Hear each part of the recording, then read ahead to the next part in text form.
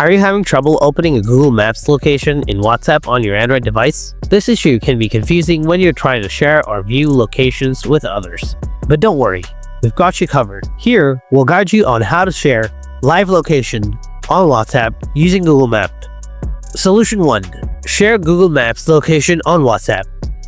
Open Google Maps on your Android device. Search for the location you want to share. Once the location appears, tap on the blue dot or share icon. Select WhatsApp from the sharing options. Choose the contact or group where you want to send the location. Tap send, and the recipient will be able to open the location in Google Maps. Now once the person starts going to the shared location then you will be able to see the live location. To see that you can open Google Map or you can open WhatsApp, tap the three dots, tap privacy, scroll down, tap live location. Once you start to share the location, you can always check out your Google Map or live location on your WhatsApp.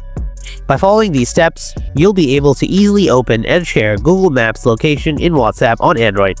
And if you found this video helpful, don't forget to subscribe for more tech tips and stay tuned for the next video.